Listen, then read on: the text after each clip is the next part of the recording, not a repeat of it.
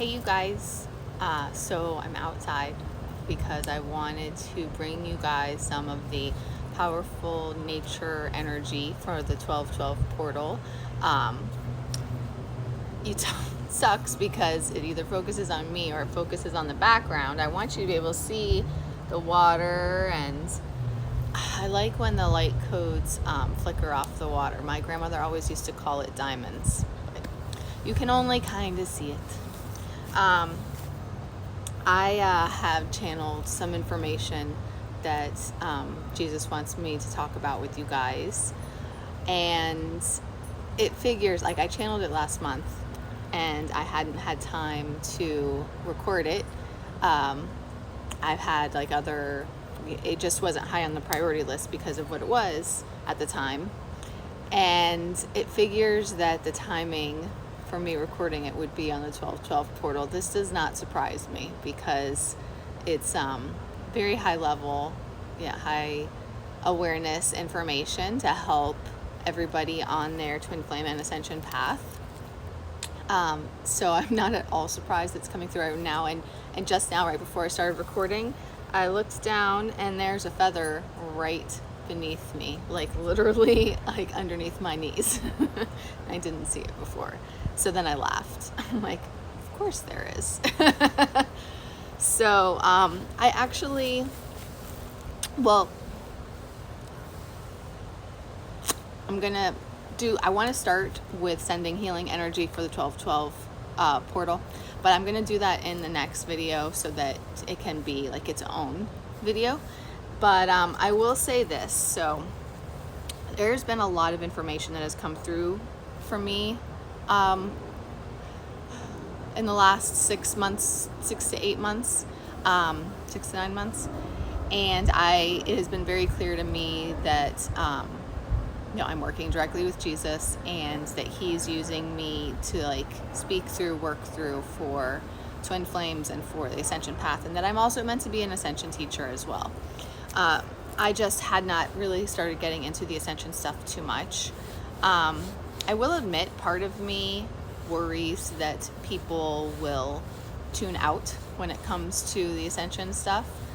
I mean, there's nothing I can do, it's up to you anyway, but understand that the Twin Flame journey and the Ascension journey are inextricably linked and together and intermingled. You cannot have one without the other. So under part of your process and getting through the Twin Flame journey is coming into all of this higher level understanding and awareness about Ascension also. You don't necessarily need to know all the nitty-gritty details of everything, although I personally find it fascinating. Like, having these conversations with Jesus has got me like, holy crap. And I wish that I had the time to just spend every day having these conversations and learning from him. But yeah, you don't need to know all of that. However, Twin Flames are on the Ascension path. The path to union is also an awakening and ascension path, and that all of that is integral in your soul journey and your self-development in this lifetime, being a Twin Flame, or if you're a Twin Ray, in preparation for your union lifetime. Although Twin Rays, I have said this before, let me rephrase that. Twin Rays can achieve union in this lifetime, but it's about you and your choices. Like, you're basically being tested more. Are you ready to really put in and do the work? Are you ready to do the inner healing work? Are you ready to do the ascension work? And are you ready to battle spiritual warfare as needed? I am realizing as I say this, I think I need to do a proper video about Twin Flames versus Twin Rays, and I will do that soon. I will do that this month for sure, and I'll try and do it this week. So yeah, anyway, I might have one, but I don't remember where it is now. It needs to be labeled properly, so I will do that. But anyway, my point was that Ascension and the Twin Flame journey are combined no matter what. Like, they go hand in hand, and you can't have one without the other. So focusing on your spiritual awakening using your spiritual gifts, learning how to use them, activating them, and opening up your crown chakra and expanding your mind and your awareness and understanding of everything is part of your journey too. Okay, so that's why I don't even know what I was going to say there. But as you go, you're automatically going to be awakening to so much more than what you thought was real or possible. And, you know, stuff like these portals are going to come up, and you're going to be brought through energy and merges and timeline shifts and all of this stuff that happens along your twin flame journey. And you're just naturally going to go through the process, but it's up to you if you are going to consciously, you know, seek out this information more, or, you know, not. And if you don't, you are also kind of slowing down your journey, just so you know. Okay, don't try to avoid it. You may have noticed I do have my iPad because I have to refer to my notes. There's too much information to go through without it. But first, let's do the healing energy for the 1212 portal, okay? I'm not playing any chakra music or anything, and I'm not using my singing bowls because I'm doing the energy through my hands, so I can't use the singing bowls at the same time. But I thought I want you guys to hear nature. And, you know, hopefully you can hear the wind, you can hear birds, you can hear the lizard that just ran behind me, or whatever. Unfortunately, there's also some other background stuff. There's some construction or something across the lake. You can hear that truck and my neighbor JC, but I can't get rid of those. So hopefully you can just absorb the nature's energy and the healing energy. Hopefully you'll be able to feel it just from me, and please let me know, because I would love to hear feedback. I don't know what you feel. I know what I feel, but I don't know what you feel. Okay, so it's up to you if you want to close your eyes. Maybe you want to see the nature background. But focus on tuning in, okay?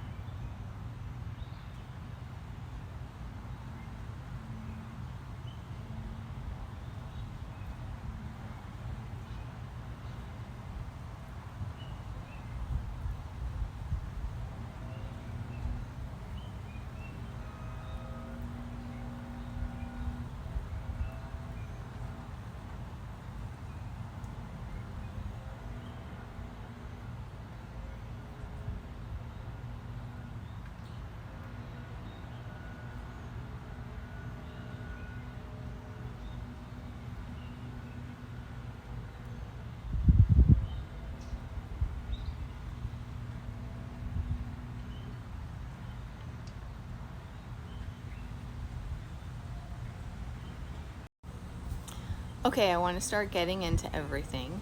The first thing I want to make clear, I have discussed this before. One time it came at the end of a really long series of videos, and so the other one I posted actually not that long ago. But I just want to be clear, because I know it sounds weird when I'm like, I talked to Jesus. I have a greater understanding of that now, and I just want to explain that for you guys real quick, because I know for a fact, because I've gotten the comments, that there are people who don't believe me, or who think that it's not possible, and that's not true. Honestly, I truly believe that anybody can communicate with him if they want to. It's up to you. You know, first of all, if you are going to communicate with your spirit guides, you need to be in a regular spiritual practice anyway, like whether you're meditating, using divination tools, or what. So that's the first step. If you're not doing any of that, then you're not talking to him. Well, I mean, you're talking to him, but you're not hearing him. You're not getting his responses necessarily, although he's probably sending them. But whether or not you're noticing is another story. My communications with him are both through meditation, and I use my pendulum. And with my pendulum, he is able to spell out sentences to me. So I can have a conversation with him, and I full on do all the time. And when I discovered that I could do this earlier this year, I was like, ooh, this is gonna be fun, because I can ask him anything. Like at first, of course, I was asking about my twin flame journey, but then I was like, you can ask about anything. So I do. And I have really interesting information that I have saved. And this is part of what I will be talking about. But what was the thought that just left my head? Oh my gosh, no, seriously. Well, I guess I'll come back to that. I'm flustered because I forgot what I was gonna say. I hate that. It happens to me all the time. All the time. Okay, anyway. So even though I had these conversations with him, which part of the reason why it came about was protection, because entities and trickster spirits will lie to you, and they will trick you as readers or channels, and you have to be very, very careful of that. A lot of readers, and actually this is kind of like a warning, many readers are not properly protecting themselves, and they are having trickster spirits and entities come through and give false information. So you have to be aware of that, and you have to take what resonates with you and use discernment on it. So when I first started connecting in this way, this was like a shift from tarot cards to the pendulum. I've always been able to connect with meditation, but I'm a very evidence-based person. And in meditation, you don't have evidence, and I always like have that concern, or I used to, of what if it's my own thoughts? What if I am like projecting what I want to hear or see or whatever? I don't have that fear anymore. Like, I'm practiced enough, but because of how I am, it took me a while to have the confidence in that. And so the cards and the pendulum were also tools that I use and still use to get clear messages. And yeah, even though they're cards, and you could very easily be like, anybody, oh, I see another feather over there blowing in the wind as I turn around because I hear something behind me. But anyway, even though you could easily say cards, like, how can they be accurate? Or, you could just say anything or whatever. Like, I can't even tell you like how blown away that I've been with how accurate the card readings have been with people. And that's also because Spirit is speaking through me. But still, like, I've literally had people say, I can't believe you said that exact sentence. Like, that's why I say Spirit speaking through me. And I swear to God, I really think that there are little fairies that are like flying over the table and making sure that the right cards come out. I one time saw a shadow fly over the table, so that's part of the reason why I think that. But like, you don't even understand. Like, I've had clients and I just like crack up laughing, like, I cannot believe that card just came out. Like, Spirit makes sure the right cards come out, let me tell you. But even though cards are very accurate, they can only be so detailed. Although that being said, I have shocked myself in details. But again, that's Spirit speaking through me. The pendulum can be more detailed, and I like that. And the meditation can be as well, but you have to use your, you can't let your ego center and your insecurities get in the way, basically. But anyway, so I started calling in Jesus to make sure that I was not getting interference from lower energy spirits or evil spirits. And more recently, I asked, because I had never asked before, like, who are my spirit guides that, like, are helping me with readings and all of that type of thing. And I was surprised to find out that Jesus is my spirit guide, or one of them, who is, giving me everything, like anything, anytime. It's not only when I'm asking for him. all the time. Whenever I'm channeling, it's him. I do believe that's something that has changed more recently, like this year, since I have started working more closely with him. Hopefully you can hear me over the airplane. But yeah, I was told that Jesus, it's always Jesus and Mary Magdalene together, even though I focus on him, along with Mother Mary, are my spirit guides pretty much all the time. There can be others that come in also. When I started with angels. And for a long time, I was calling in specific archangels, and now I just call in Jesus. But like I said, when I'm using the pendulum is when I specifically ask for Jesus. When I'm doing anything else, I don't necessarily get that specific. So I was surprised to be told that it's Jesus. And I've also been told that when I'm doing readings for people, their higher selves will come through also. And if they have any specific spirit guides, like ancestors or, loved ones would be ancestors, or if they have like any specific angels that work closely with them, or any specific ascended masters, although ascended masters aren't common. I mean, ascended masters are going to be someone who is on a high level ascension path, and they're a healer and a teacher also. So when I'm doing a reading, now my AC, very loud. So, when I'm doing a reading, that is who is coming through for me. It's my spirit guides, which is Jesus and Mother Mary, Mary Magdalene, and any angels that may be working closely with me. I do have, I know that I am surrounded by a constant angelic team. I kind of think of them as like a spiritual detail, protection detail, like one everywhere. And I know that I have, Michael, Uriel, Zadkiel, Metatron, and then Jesus, and one of my personal spirit guides. Her name is Silver. So I kind of always have them there, and they're always helping with communications also. And then when I'm doing readings, like I said, someone's higher self will come through and their own spirit guides. And it's actually kind of funny because spirits got jokes sometimes. Like, it can be hard to catch on because obviously you can't hear their tone, so you might not necessarily realize it at first, but spirits got jokes. Perfect example, I was asking something about my twin not too long ago, and I think what it was, if I recall correctly, is I had picked up a little bit of anxiety from him, so I checked in and asked what was going on. I asked what he was doing, and I was told, he's making you wait. And I was like, okay, attitude. Now tell me what's really going on. So after that happened, in case you missed the end of the last video, I had checked in with Spirit about what was going on with my twin because I picked up anxiety from him, and I was told, he's making you wait. And I was like, oh, look who's got jokes.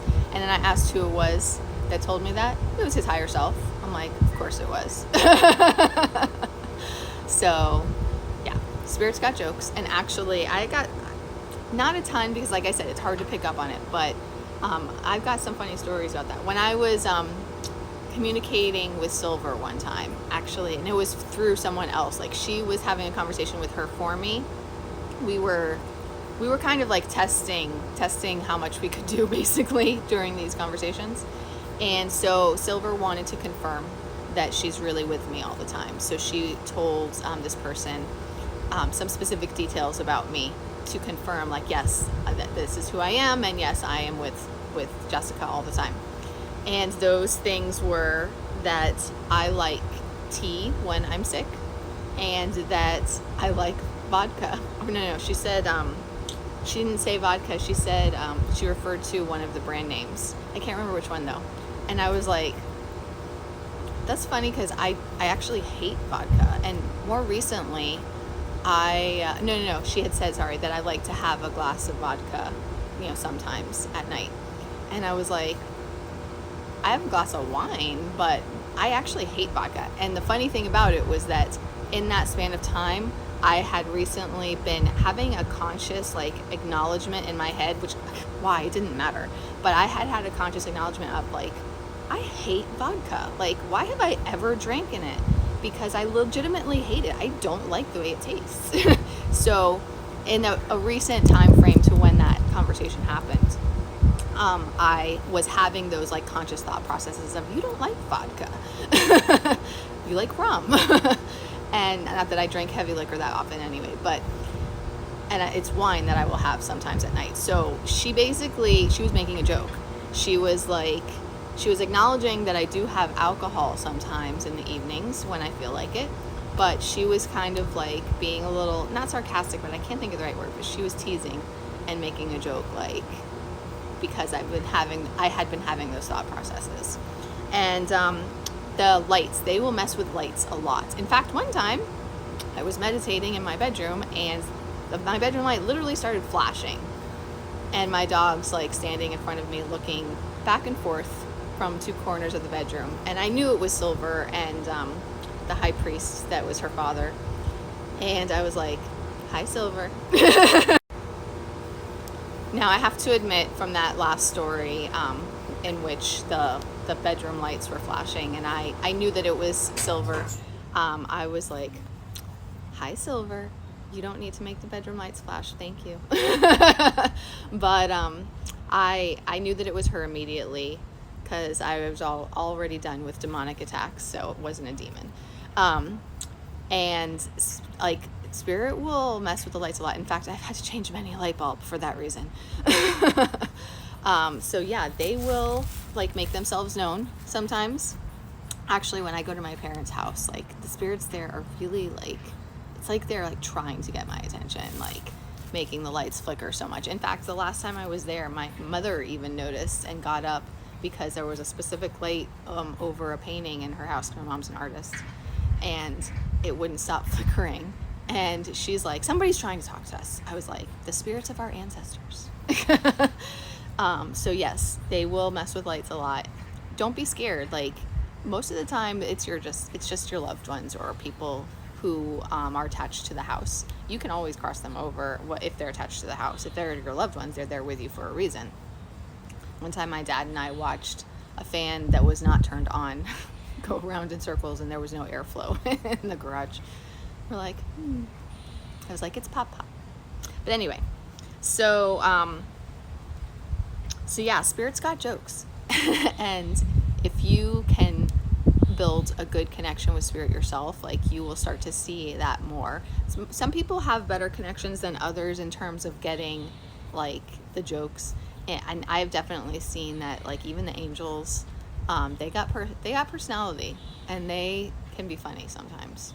But anyway, so I tangented. I think my point was just that I was talking about who communicates through me.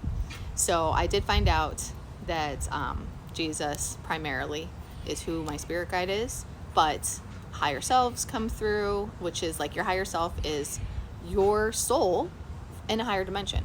You know, there's 12 dimensions, and the 13th is source, and the 13th is a void as well, because it's not like, it doesn't have structure like the other dimensions do. And it's all of us exist in each dimension going up, our souls do. So we right now here in the 3D world is the third dimension, and we're, our souls are present in the 3D, but we have 3D consciousness here, and our 3D consciousness interferes with our connection to our higher selves and our spirit guide, so it's harder to hear. You have to teach yourself how to communicate with them. So when me or any reader is connecting with your higher selves for readings or whatnot, it's usually either going to be your 4D higher self or your 5D higher self. Now, what gets confusing, because in this world, we are, our human, like, our consciousness in our bodies is ascending and growing and awakening through those higher dimensional frequencies also, because 4D and 5D can be both frequencies and dimensions. So our higher selves exist in the dimensions, but our consciousness and our awakening process is going into the 4D and 5D as well. It's you can't, nobody, I mean, very, very few people can maintain 5D awareness at all times, because it's very easy just living in a human world to get knocked down to dealing with something in reality that brings you back down to 3D or 4D. But the further you get along, the more you can stay in the 5D. I think that I'm able to stay in the 5D a decent amount of time. So yeah, and when someone's connecting with your higher selves, they are in the 4D or 5D. Now you can tell the difference because 4D still has ego center involved, whereas 5D is more pure, closer to source, of the light, not having negative energies affect it, because the ego center is lower, fear-based energy. So perfect example, like I was doing a healing for a client the other day, and I connected with her twin's higher self, and I knew it was his 4D higher self because he presented himself like in ego. And I was like, you gotta leave the pride at the door, buddy. Like, that's not what we're here for. So it was very interesting. And I actually did healing for my case for my twin and his karmic. And when Spirit had instructed me to do this, so when I connected, hold on, don't bark, don't do it. What are you even barking at, by the way? So when I connected, I actually saw the karmics, both 4D and 5D, both of them were there. And her 5D self was helping to guide her 4D self through the process also. And it was actually very interesting because her 5D self, along with Jesus and some other higher level spiritual beings and myself and even her mother's higher self, were all talking her 4D self through this healing process. So it was really, really, really interesting. Like, I was blown away.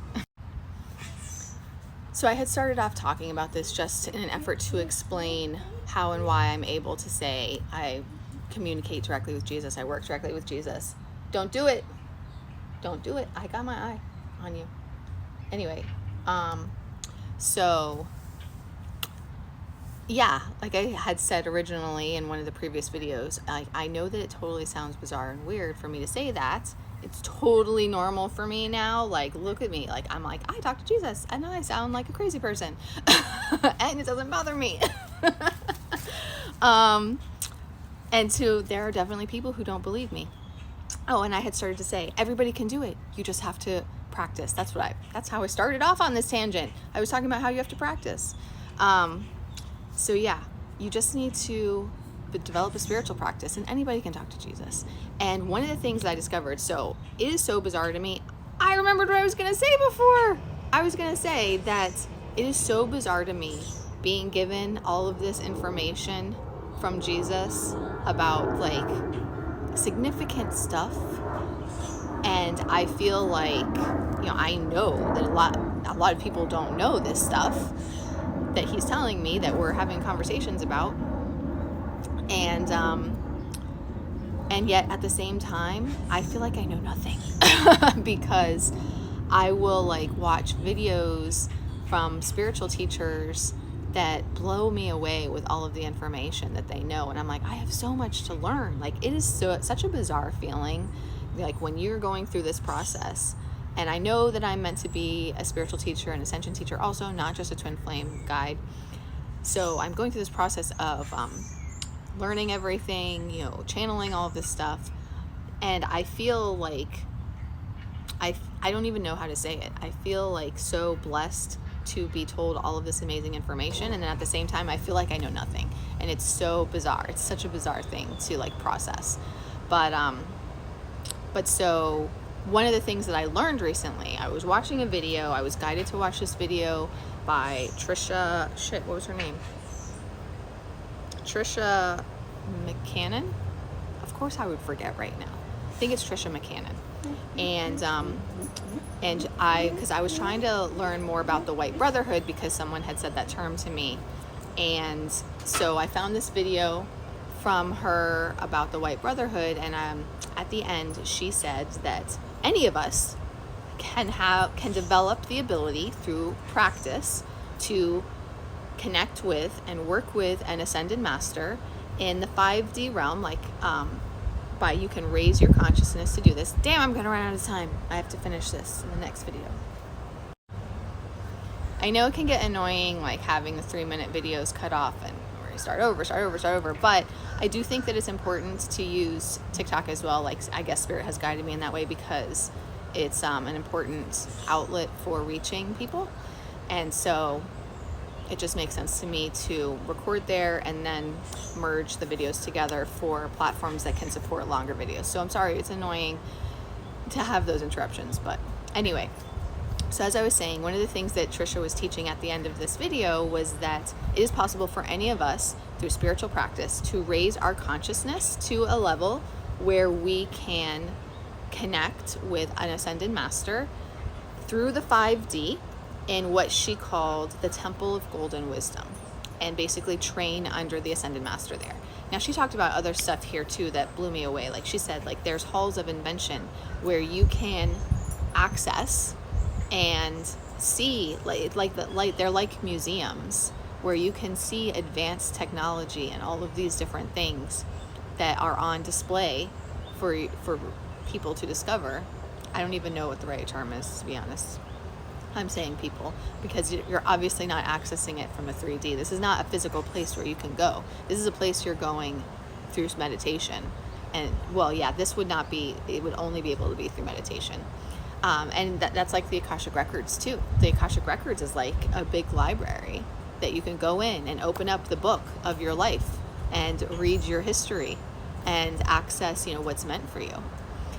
So it is just like, how mind-blowing is that to think that in these other dimensions, there are these, what is described as physical locations, but they're not physical locations in our world, where our consciousness and our souls can access to go and see this and do this. How amazing is that? Like, that's incredible.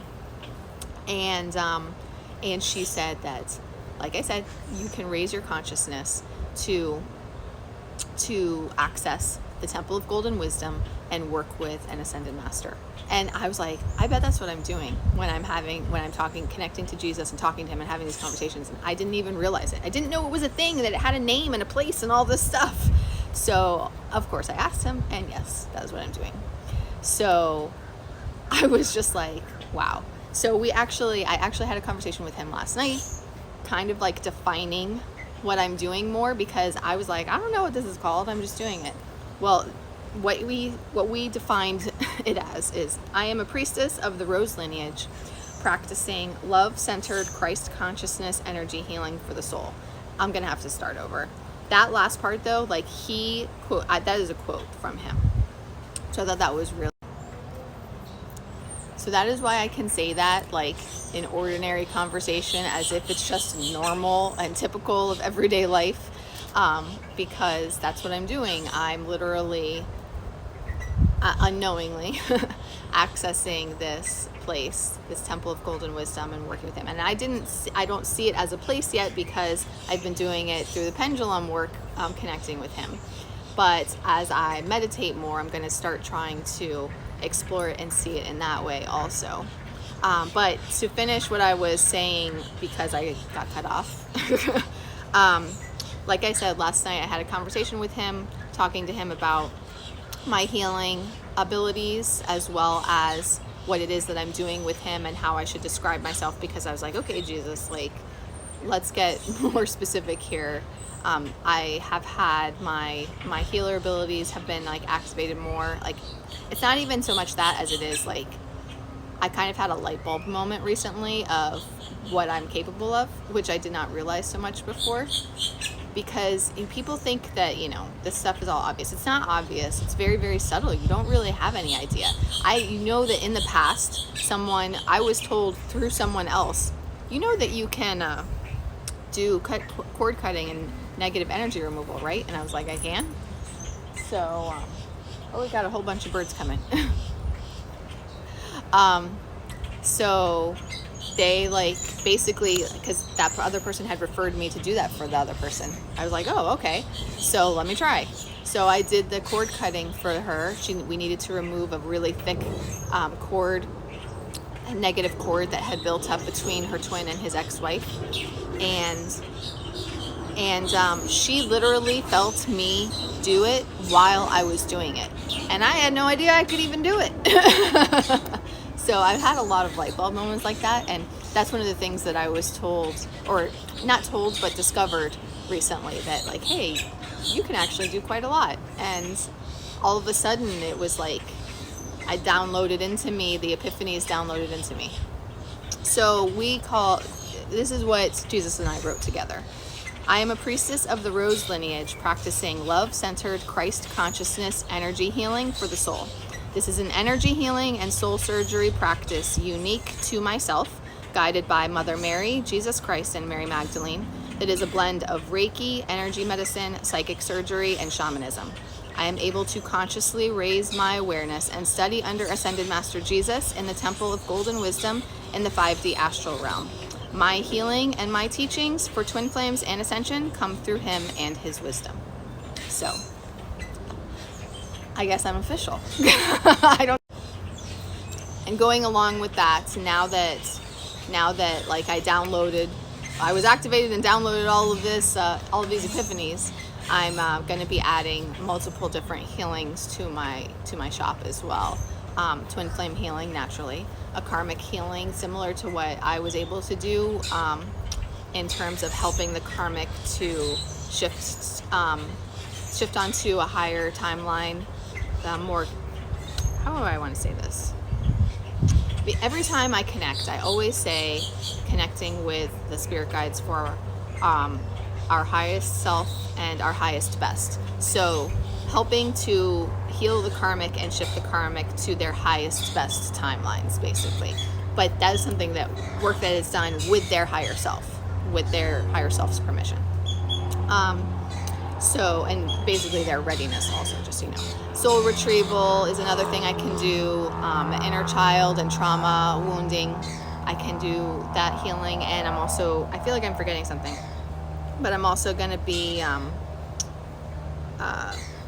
doing guided healing work also. So some of it I can do on my own if someone wants to do it with me, and I guide them through the process, which will also help them learn how to do it. I'm also going to be doing that now too. And past life healing is the one that I was forgetting. I already have the Reiki, and that's like the current present energy, chakra healing, emotional, physical, mental healing. But that I'm adding these others, and past life healing is the other one too. So anyway, yeah, I was already doing this stuff and already capable of it, but I just didn't realize it. And I didn't realize it was called something specific and all of these different things. So I came to these realizations, and I just wanted to explain this starting off through multiple videos apparently. So that you guys understand like why I can just be like, I talk to Jesus. Well, apparently my higher self is in this Temple of Golden Wisdom in the 5D realm, and my 3D consciousness is now capable of accessing it and communicating with him regularly, and I am studying under him and becoming an Ascension teacher also. Plus, Jesus and Mary Magdalene are the original twin flames that, returns to Earth following the fall of Atlantis. So having them be the channels that are teaching twin flames through me, like, there's a reason for that also. So yeah, so that's why I can say that. That's why I can say it like it's normal everyday life. And now I understand it better myself. So hopefully that helps you guys understand me better when I'm talking about all this stuff. And not that I'm crazy.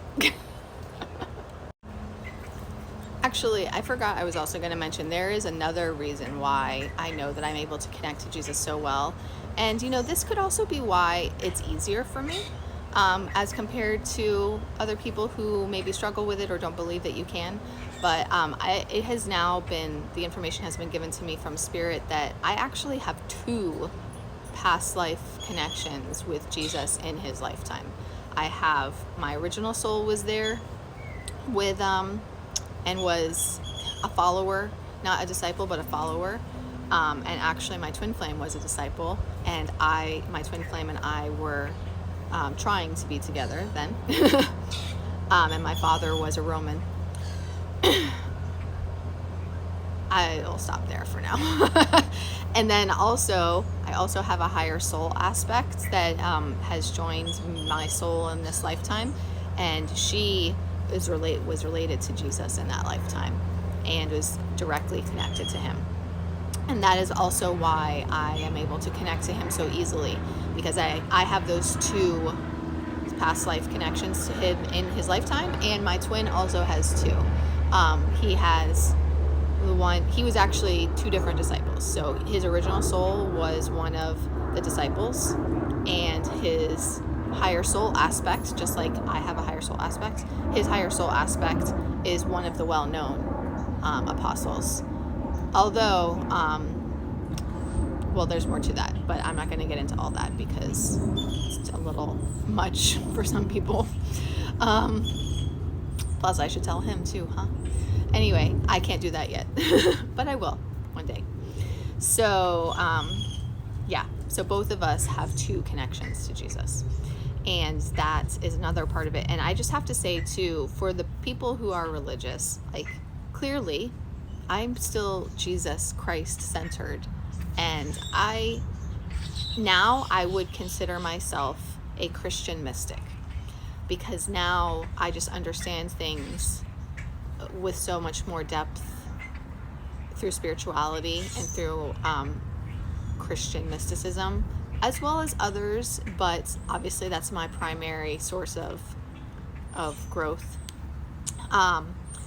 But I have also learned, and I mentioned this in a different video too, I have also learned through different people that there is evidence of the corruption of the church. Like, I actually saw a video myself of a KGB operative talking about how the KGB infiltrated the church to fuck with people.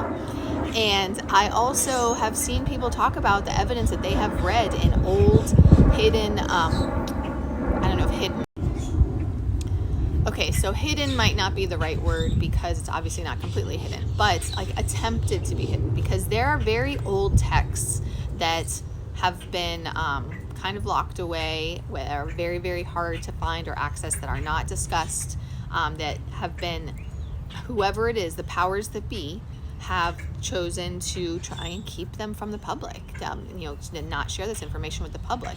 But that Trisha McCannon woman is one person who has been able to gain access to some of these texts. And I actually read a comment from another person who, I don't know what it was that she read. I can't remember.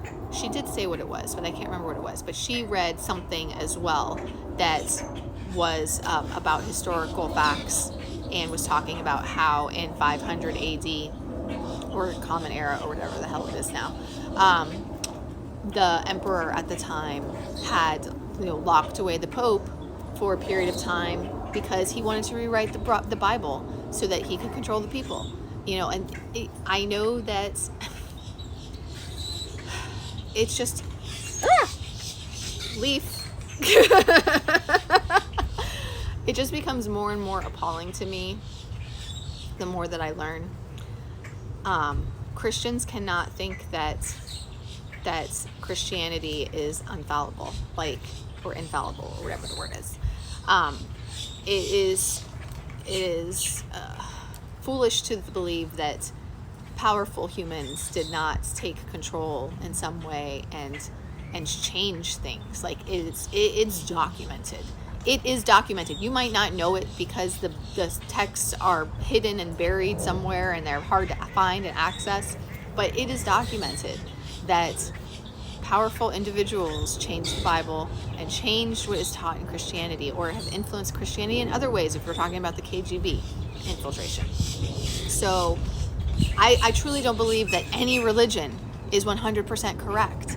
Your path to understanding, religious teachings and spirituality is through meditation and connecting with spirit yourself. That's why the Holy Spirit, is discussed. The Holy Spirit is within you. That is your connection to spirit. I will change my terminology when I'm talking to different people, because some person might need to hear me say Holy Spirit. Another person is fine with spirit or creator or the universe or whatever. each person is going to understand in a different way, and that's really the purpose of the different religions, is helping people to access the best method of connection and understanding for them. So we cannot be strictly on this is what one religion says. It is much broader than that. So yeah, no one religion is correct. Now I just watched a feather fly across the air right in the middle and land on a pole in front of my neighbor's back. Whatever this is. Feathers abound. Anyway, the Spirit has been bombarding me with signs this week, so that's why I'm noticing. Anyway, yeah, so there is not one religion that is correct. Every religion, you know what? I truly believe, and this may be channeled, probably is, I truly believe that every religion was created for the purpose of providing people different paths to God. Whether God to you is universe or Gaia or creator or source, however you refer to God, or however you understand God, each religion was created for the purpose of giving everybody, or having enough different options so that everybody can find their path to God. That's all it is. I took a world religions course in college, and that was very clear to me. Christianity is a personal God. It is like a father who you can, connect with more easily. The Eastern religions, it's more esoteric and harder to understand, so it can be hard for some people to connect in that way. But like I was saying, you cannot have this belief that is completely infallible and uncorruptible. Unfortunately, we live in a world where evil exists, and we may have been taught that the light is fully in control, but the light is not fully in control.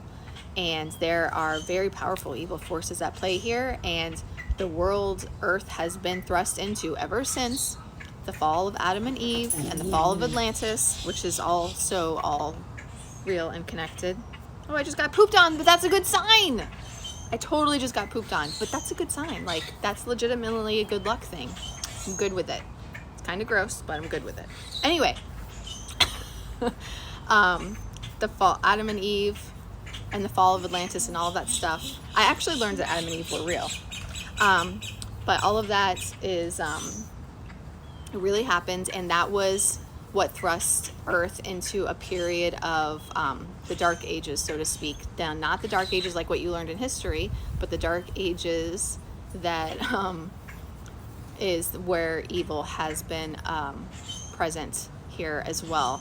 And it's been like an ongoing battle between light and dark. And right now, in being in Ascension, we are in the process of now shifting into a golden age where the light is fully in control. But it has not been that way. People believe that the light has been fully in control the whole time, but that's not true. That's why Jesus had to come here. Duh. So since, I don't know the year, but since the fall of Atlantis through now, and honestly, it's 26,000 year ascension cycle, so it's been about 26,000 years or so. It has been an even playing field. So we cannot exist in a world where good and evil has an even playing field and think that religion was not corrupted. Come on. Common sense, okay? So, and that brings me to, well, actually, before I start that, let me say, we are in Ascension now, Earth and humanity, and and the Earth is in the process of ascending and raising the vibration and frequency and becoming New Earth, which is what people are calling it. And we're going to shift into the golden age, which Jesus told me will begin in September 2024. That does not mean that evil will be completely gone, by the way, but that's when the golden age will start, okay? Evil will not be completely gone yet. And I'm going to get to that in a minute. But we are in the process of doing that. This is going to be a long process. This is, going to be a decades-long process of ascension, okay? It's not an instant thing. and it's not a quick thing because we couldn't handle it. The majority of people in the world couldn't handle that. Maybe the forerunners and in this ascension process who understand it can handle it, but there's how many billions of people in the world? Most people can't handle it, and not everybody is ascending either. Some people, I can't remember the percentage. I don't know if I wrote it down somewhere, but I probably did. Maybe I'll find it while I'm going through this. But there's a percentage of people who are not ascending, and they will die at some point in this process, and they will continue in the reincarnation cycle, and they will continue in a different timeline, an old earth. Those of us who are ascending and going to new earth, it's a long drawn out process, and it's a gradual process. Like right now, the majority of people are 10% crystalline. Ascension is the process of becoming crystalline as well, and everybody's about 10%, the majority, not everybody, the majority. Those who are on higher spiritual paths and already awakened a lot are around 15%, and there are some that are higher too, but those that are higher than 15% are in like the 10th percentile of the population. So 90% of people are 10 to 15% in there, okay? So like I was saying, Earth is going through this process of ascension, and through this process, the light is defeating the dark, and evil will not have so much control here anymore. And the world is going to change significantly. Earth is in the process right now. Earth is in the process of shifting to 4D and 5D first. We'll be leaving behind 3D and becoming solely 4D and 5D first. That's the first step. Then over decades becoming 6D, and then over decades becoming 7D, and then 8D, and then 9D. I believe Jesus told me Earth is going to eventually ascend to 9D. Now, whether or not those of us who are here now will still be here then, I don't know. Eventually, our ability to live longer lives is going to change. It's going to be changing very gradually. It's not going to be an instant thing. So the reason why I'm making this video, like in a long run of videos already, what Jesus channeled to me, what we had a conversation about, was because of these false light teachers. And I should rephrase that, because they're not bad. They are of the light, but they are channeling incorrect information, or they're misunderstanding it. They think things are going to be a certain way, but they're misunderstanding it, and they're making it sound like in the truther community, they're teaching people that things are going to happen instantly and suddenly. And that's not true. Honestly, even the religious belief with Armageddon, that suddenly everything's going to change, that Jesus is going to suddenly appear and everything's going to change, that's not true either. Everything is a slow, gradual process to not cause so much shock and dismay for people. And actually, we're in the first Armageddon right now, from 2020 to 2030. There will be 2 more in the future, decades from now. There will be, this Armageddon is about 3D evil. The second Armageddon is about 4D evil, and the third Armageddon is about 5D evil, and ridding the world of each of those. So it's a process, and it takes time, and it's gradual, and it's not going to be, people believe, and there are truthers teaching this, that the solar flash event is going to happen, and instantly everything's going to change. Instantly anybody who's 3D is going to be gone, and you're going to... I didn't even notice that the video stopped that time. But yes, there are truthers who are teaching that instantly with the solar flash event, you're going to start seeing galactic interdimensional beings walking among us, and you're instantly going to be completely crystalline, and all of this crazy crap. I've also heard that all the government bullshit will, immediately end overnight. We have to use discernment, okay? The people who are saying this stuff, They are primarily in 4D, not 5D, and they are not able to yet access the truly higher levels of awareness and wisdom from ascended masters. They are still being influenced by ego center stuff and by other beings. So like one person in particular who has become extremely popular in saying a lot of what I just said as examples. His name is Ishmael Perez. I wasn't sure if I should say his name or not, but I'm going to say it because I get appalled when I see stuff that he's saying. I'm like, how do people not realize that that's not right? People are latching onto it because they want to believe it. And that being said, I've asked Jesus. He is highly accurate. He's like around 85% accurate, I believe is what Jesus told me. But he's not 100% accurate. And it's very clear from his own behavior that he is still very much in spiritual ego also. And I honestly, I haven't asked this, but I get the impression from him and how he acts and how he's exploded in popularity and is constantly doing interviews and apparently requesting interviews. I kind of feel like he's latching on to this a little bit to gain notoriety and to gain book sales. But I could be wrong. Maybe he's not. It is very clear to me that he's in spiritual ego though. In fact, Jesus did tell me that he is 20% in spiritual ego. And he himself has a lot of growth and learning to do. And I asked Jesus, if he's 85% accurate, well, where is he getting his information from? What is he channeling or who? And Jesus told me that he is channeling, I can't find it here, but I kind of remember. He's channeling a group of 8D, here it is. He's channeling a group of 8D galactic beings who are giving him information that is 90% accurate.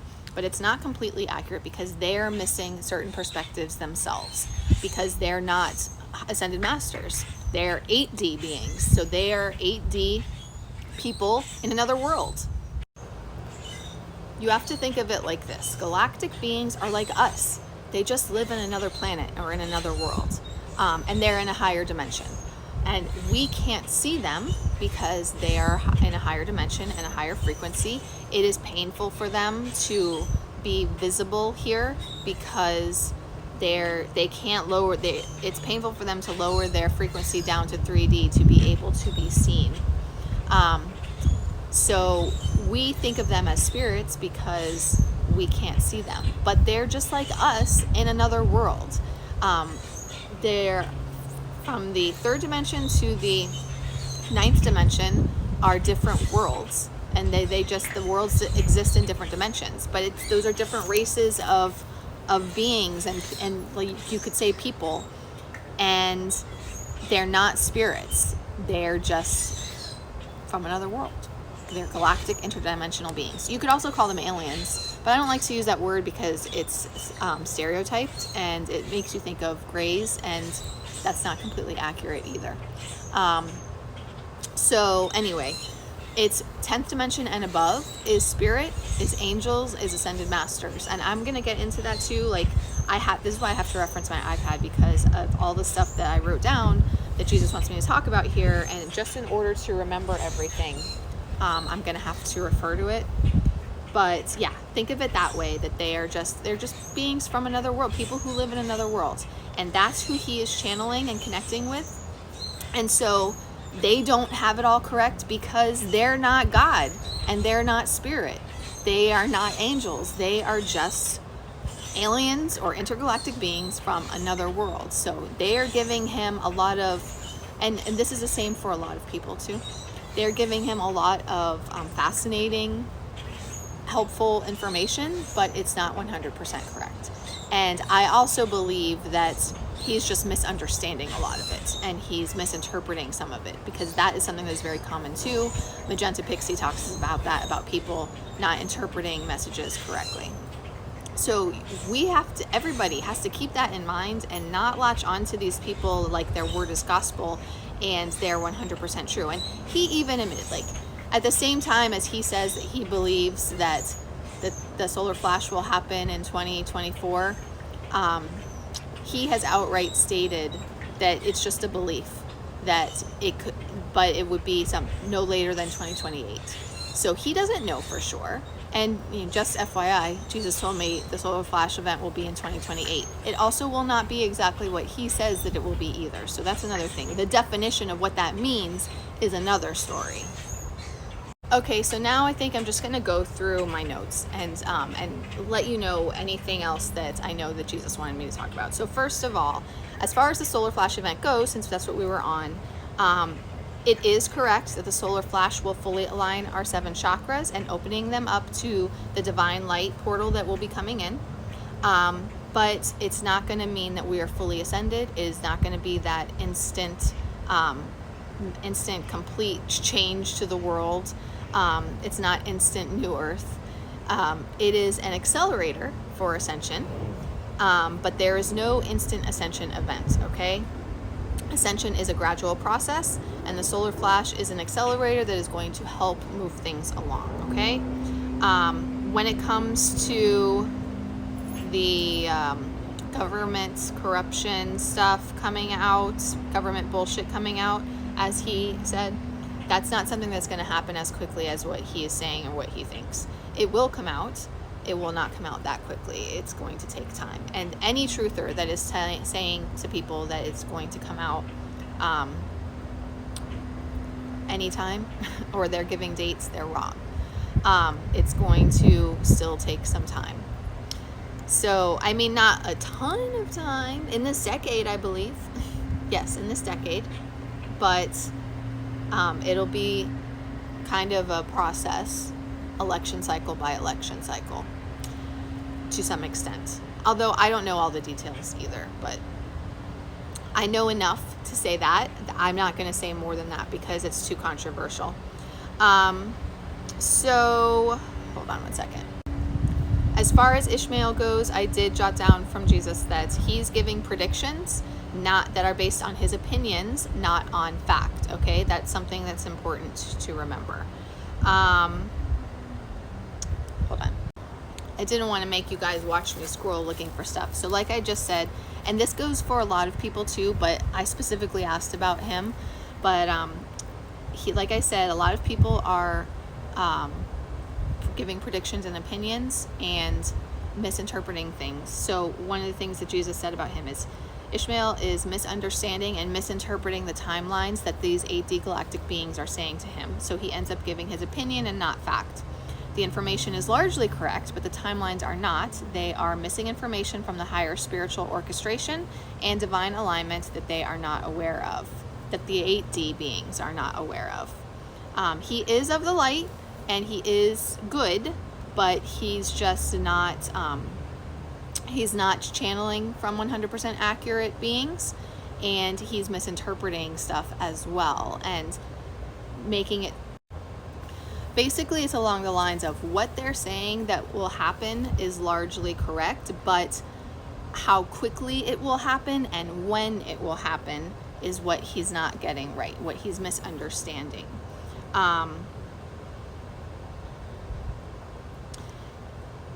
Ishmael is of the light, and so are the 8D galactic beings that he's speaking to and connecting with, but they are not spiritual beings such as angelics or ascended masters, and therefore they are not necessarily of the highest light and for our highest best. So therefore their information is not 100% accurate.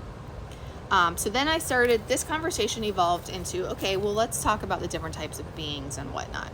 So galactic beings are not spiritual beings. They are beings of dimensions outside of our own. I did already talk about this, but I'll finish what I wrote down from Jesus. They are not other races of people, but they can be compared to other races that live in other worlds. They are not completely accurate because they are not spiritual beings, and they are operating from other perspectives in the universe. So basically, any galactic beings are like another race of people in another world. What they are teaching and transmitting, so to speak, to people who channel them is based on their perspectives in their worlds and what they have gone through. It is not direct from a source closer to God. because of course angelics and ascended masters are closer to God. So they have their own, once you get past 60 or 70, 80 and 90, there's no ego center. And I believe 70 doesn't really have an ego center anymore either. I'm not sure about 60. I have to check on that. But so they can still possibly be to some extent influenced, but they also are just, it's their perspectives based on their worlds and what they know. It is not from God's source. So that's why they're not 100% accurate, okay? The closer to God or source, the more accurate. The Ascended Masters are the most accurate because they have been both human and spirit, because they go through human lives and ultimately become enlightenment masters and become spirit, and then they start leading and guiding and helping people, as well as, I don't know, they probably do other stuff up there as well in the 10th, 11th, and 12th dimensions. I lost my spot. Ascended Masters are also more accurate than angels because they have been both human and spirit, whereas angels have not been human, so they have not experienced that. Angels also guide us on what is the best path for our highest best. And so since angels are guiding us on our soul path for our highest best, sometimes they will tell us what we need to hear, and it may or may not be 100% accurate. And I have learned that directly. And I've had some conversations with them about that too. But that's because they're trying to keep you on your highest timeline. So anyway, the Ascended Masters are more accurate than the angels. Angels are 95% accurate. They are also in a lower dimension than Ascended Masters, so Ascended Masters are closer to God and Source. Galactic beings exist through 6th dimension through 9th dimension worlds. Angels exist in the 10th dimension, as well as lesser gods and goddesses, such as Isis, Roman and Greek gods and goddesses, and others from other place. I don't even know what the right word is. And others. We'll just leave it like that. Those gods and goddesses aren't not necessarily always of the light. They can be neutral, and that's something else to keep in mind. Honestly, though, I really need to have a conversation with Jesus more about those, and I need to study more about them under like Trisha Cannon and some of these other spiritual teachers who understand them all better. So I don't want to talk too much about the gods and goddesses because they're obviously lesser. They're not like God, and they're not even as close as the Ascended Masters in the 12th dimension. But they are significant, and they have played significant roles in the world as well. So I need to learn more about them before I can really teach anything about them. But anyway, that's what I wrote down for now, okay? Our souls exist in the 11th dimension. And that's sometimes people have heard of the place between lives. So when you are in between incarnations, you go back to that place between lives is in the 11th dimension, okay? The Ascended Masters exist in between the 10th and the 12th dimension, and where they exist, which dimension they're in, depends on their level of mastery and experiences. Ascended Masters are souls who have gone through many, many lifetimes achieving enlightenment and being of service to races of people and beings in many different worlds. Ascended Masters continue to incarnate serving this purpose, whatever their individual purpose is. For example, Jesus has played the same role in many worlds. There is not more than one Jesus, but rather Jesus has incarnated and played the same role in many different worlds.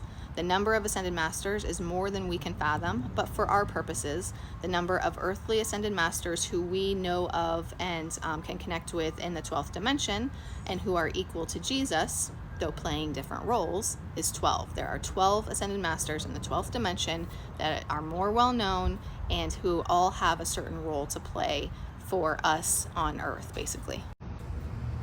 I'm back. I had to go pick up my daughter from school, and now the sun is setting over the lake. Isn't it pretty? I'm gonna finish up. I'm almost done. I'm gonna finish up from hold on. I'm gonna finish up from inside the patio instead, since now people are home and about more, and if a dog comes along, my dog's gonna freak out. Or even if a person comes along. I'm actually almost done. I was scanning there you can still see the lake. I was scanning the notes that I have, and there's not a lot else that I can discuss because it's just too much for people. Ow. Just, you know, scraping skin against concrete. Okay. What the heck? There we go. Okay, so where we left off was talking about how Ascended Masters exist in... How did I lose my spot? What the heck? How there are 12 Ascended Masters in the 12th dimension, and they are the closest to God and Source, and each of them has a purpose and a role to play in the world, and probably in all of the worlds. You know, these are conversations that I need to continue to have in terms of my training and my study. So I believe that they have roles that they're playing in every world, and that are very similar, just like Jesus said that he has played the same role in multiple worlds. What the heck? Okay, anyway. So I think where I left off here is all of the Ascended Masters are the most accurate and the most reliable and trustworthy for whoever is connecting with them. Just as I connect with Jesus, there are other people who connect more with other Ascended Masters, like Saint Germain and Buddha, and there's many more. I don't know all of their names. Like, again, just like I was saying earlier, that there's some stuff that I'm being told all of this amazing information. There's other stuff that I still have so much to learn myself, and I know that, and it's a huge dichotomy. But yeah, the most accurate information that anyone can channel is from one of the Ascended Masters in the 12th dimension. They are the Great White Brotherhood. Although, that being said, when I first started to look up Great White Brotherhood, I still can't say it right. It's like one of those, I can't remember what they're called when you try and say something over and over again, you keep getting it wrong. You can hear my dog freaking out, right? What do you see? What is it? Okay, so where I left off, the Great White Brotherhood. Can't say it.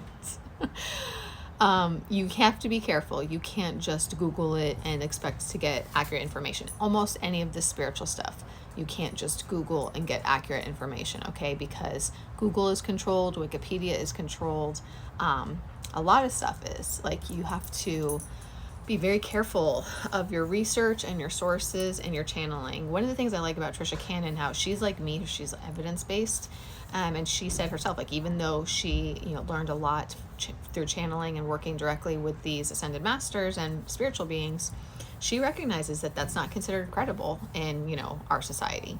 So she always put in great effort in her growth and development and books that she wrote to look up historical data as well. And she has a lot of, I can't think right now, her books have a lot of bibliography referencing proven, evidenced fact through text. That's why she has read a lot of those texts that I was referring to that are not easy to find. But anyway, so when you look up the Great White Brotherhood, you have to be really careful, because the first stuff that I found was talking about occultists, connecting with the Great White Brotherhood. Occultists are not connecting with the Great White Brotherhood. I 100% do not believe that for a second. Although I have not actually discussed it with Jesus yet, because I wasn't that long ago that I was looking it up. But Aleister Crowley and these people who were working with the dark and doing black magic, the Ascended Masters are not going to be working with them and guiding them. Maybe they said that they were to try to gain credibility and trust, but I do not believe for 1 second that they were working with them. So you have to be careful what you're finding, okay?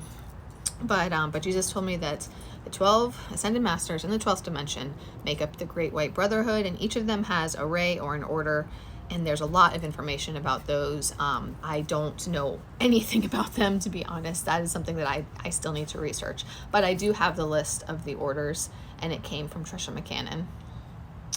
And they are the Order of the Violet Flame, the Order of the Golden Robe, the Order of the Emerald Cross, the Aleutian Mysteries, the Mithric Mysteries, the Order of the Golden Phoenix, the Order of Melchizedek, the Order of the Varaki, Priestesses of Isis, Knights of Templar and Freemasons, Order of the Rosy Cross or Rosicrucians, and Order of the White Dove. I don't even know which Ascended Master is with each of them because she didn't list all of that. She only listed some of them. So that's why I didn't say that, because I don't have it in its entirety. But I do have that. And that's my next stage of... When it comes to heaven, Jesus told me that heaven would be considered the 10th to 12th dimensions. So just like I said earlier, that the 10th to 12th dimensions are where the angels reside and where the Ascended Masters reside, and also where our souls reside in between lifetimes. Remember, the angels were in the 10th, our souls were in the 11th, and the Ascended Masters are in all three. And the 12th dimension is only the highest Ascended Masters, okay? So all three of those would be considered what we consider heaven, as we have been taught. And like I said earlier, the 6th through 9th dimensions are other galactic worlds. There are also evil gods and goddesses, not just the gods and goddesses of the light and of neutrality, who I mentioned earlier. Evil gods and goddesses do not exist in those dimensions that I have discussed. They exist in other dimensions that are lower in frequency, but coexist with the others. Fallen angels also do as well, but this is something that I have not dived into with him yet. That this is something that I still have to discuss with him. I do know this. Hold on. I do know this from past communications, and I'm probably going to go back and look and see what of relevance is there that I can talk about now. But I do know that humans on Earth do not go to hell. They just stay in the reincarnation cycle and continue to go through the reincarnation process until they reach enlightenment and ascend. And that is something that was specifically removed from the Bible. Reincarnation was removed from the Bible because the church leaders, well, and actually I think it was the emperors, didn't want people to know that. So yes, there are hell worlds and hell realms, but humans don't go there. Those are like other galactic worlds, other places that our souls might choose to experience. Like I know that me and my twin had one lifetime in a similar type of evil or hell world, and we were actually demons in that lifetime. That's another story. People, any souls, hold up that. My dog is freaking out about something that's not there. Maybe there's a spirit. It's very possible. But anyway, souls choose to be bad sometimes in order to learn from it. It's part of our soul growth process. So any lifetime where souls experience being evil or dark, it's part of their soul growth process. And in fact, actually, I could kind of say that about the karmic partners, the evil, toxic karmic partners, especially the ones who are doing black magic and witchcraft and stuff. That's what they've chosen. I was legitimately starting to think that she was seeing spirits, like fairies or something, like messing with her. She has before. That I've let her out, and she has run back and forth between the trees so fast, chasing something invisible that I couldn't see, that I knew that I literally was like, are you playing with angels? What is going on? And she's seen evil spirits also, but I legitimately was starting to think that, because she was seeing something that I wasn't seeing, but eventually a dog came around the corner, so she must have sensed its presence first before it arrived. It was driving me insane. Anyway, so I was talking about karmics. So even karmics who are those toxic, controlling, manipulative, like evil, even doing black magic and working with entities and sold their soul type of thing, which is what our karmic did. She sold her soul. She made vows to evil something. I don't know, for her, I don't know if she thought it was Satan or she thought it was whatever. Satan is actually not exactly what people think either. Satan is more than the accepted name, but is not actually a separate being. There is a head demon, but his name is not Satan. Anyway, I'm not gonna get into that just yet, but yeah, whatever it was that she whoever she thought it was, she made vows. And part of the healing that we did, we had to break those vows. So anyway, when karmics are acting that way, they've chosen to, their souls chose to experience being evil. And part of it is their soul development and their soul growth process, spending a period of time being bad, being evil, to learn from it. And part of it is also spirit. As you get higher in dimensions, there's more neutrality, and it's not about, choosing sides. It's about just orchestrating everything to work together in a grand design and a grand plan, like a grand symphony. So God created both good and evil, and God is of the light, but because at this level in the 3D, we learn by experiencing both, by experiencing duality and polarity and having both. So he created both, and there's an interplay of that brings about the circumstances that provide all the soul growth lessons that we are supposed to experience during our lifetimes here on 3D planets. So, there's neutrality for him in terms of letting it all play out. But at the same time as there's neutrality in terms of God, creating good and evil and letting it play out for our soul growth, there's also still divine orchestration and divine planning. So spirit means literally like, God creator, our higher selves, our souls, and our angels all help us, when I say help us, I mean our souls, design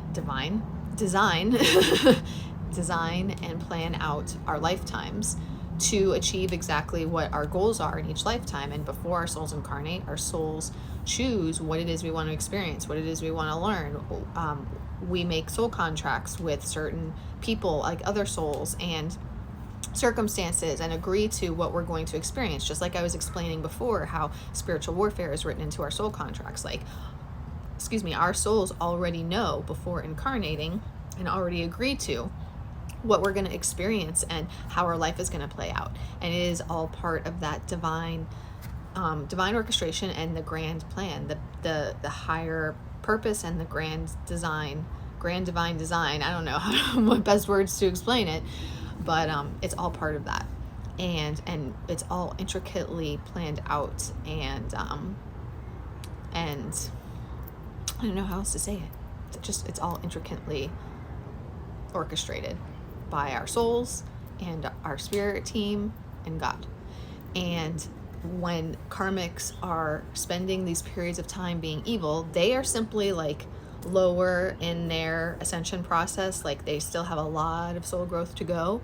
But for Twin Flames, we're at our ascension lifetime. Like we're at the point where we're ready to ascend, at least in this lifetime. Actually, karmics go with us over many lifetimes also. So I don't know exactly how many, but I know that our karmic, her soul was with us through multiple lifetimes, playing the same role, being the same, person of, coming in between us, separating us, doing black magic, doing all of these different things to keep us apart. And that was all part of our soul growth process and our ascension process. Twin Flames come into union in their ascension lifetime. Well, this is the ascension lifetime because Earth is going through ascension right now. But we spend many lifetimes not in ascension lifetimes that are soul growth lifetimes. And in those, there was separation and permanently, like we were not able to come back together. I'm talking generally of all Twin Flames, not just me and my twin. And so karmics are playing that role. They're choosing to be dark and evil and choosing to play that role for two reasons. One reason why the karmics are playing that role is for their soul growth. It's part of their journey. They're on the 26,000 year ascension cycle, and that's the stage that they're in their soul development, that they are in this period of time where they're choosing to be evil.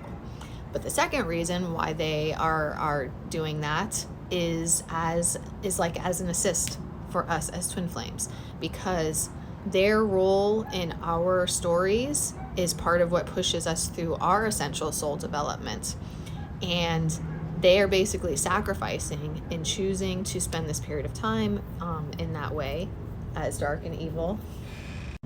Sorry. They are choosing to spend this period of time as dark and evil. It's partially as a way of like sacrificing for our soul development and our ascension journeys. Hold on again.